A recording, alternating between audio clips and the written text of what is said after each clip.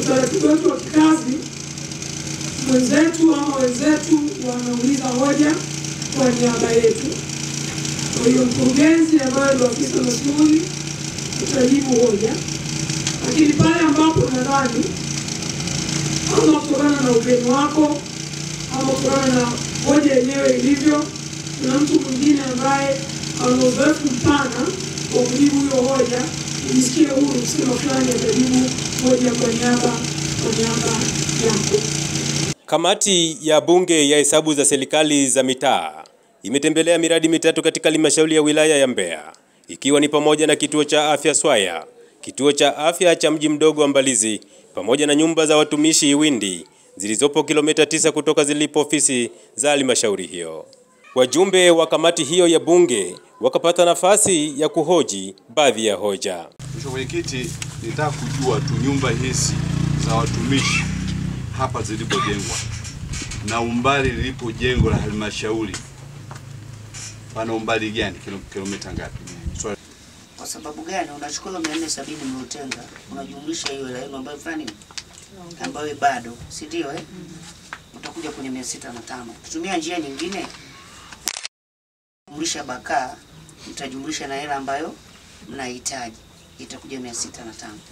Kwa muangalia adjustment zenu ilikuwa ni kitu. Asante mheshimiwa. Kuna mtu kigua kidogo. Akiongoza jopo la wataalamu wa halmashauri hiyo, mkurugenzi mtendaji Bi Erika Yegela ametoa taarifa za ujenzi wa miradi hiyo, na zilipoibuka baadhi ya hoja, wataalamu pia wakasogea mbele ya kamati kwa ajili ya kutoa ufafanuzi. Halmashauri kupitia kamati ya fedha iliyoketi tarehe 14 Machi 2025 imeomba idhini ya kuidhinisha milioni 61 ili kukamilisha mradi, na fedha kiasi cha milioni 22 kimeingizwa kwenye akaunti ya kituo tarehe 17 Machi kwa ajili ya ukamilishaji wa jengo la mama na mtoto, na utekelezaji wa mradi unaendelea. Nambari ya utekelezaji wa mradi. Mheshimiwa Mwenyekiti wa kamati ya bunge ya hesabu za serikali za mitaa, mradi huu unatekelezwa kwa njia ya cost account. Hadi sasa majengo mawili yamekamilika kati ya majengo 5 yanayojengwa.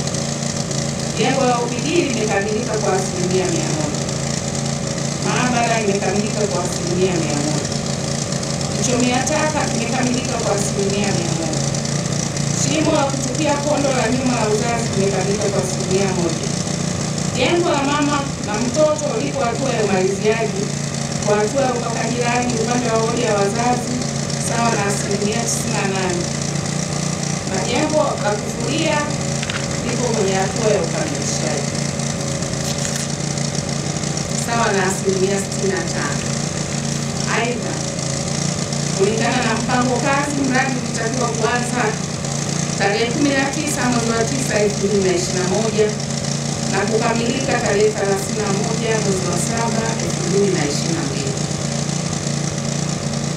Kulingana na kazi zilizobaki za kukamilisha mradi, inahitajika shilingi milioni 900 kukamilisha shughuli zifuatazo: jengo la mama na mtoto, kufunga gata kinga maji, kufunga viyoyozi na feni za upepo, kuweka sakafu maalum epox kwenye chumba cha upasuaji.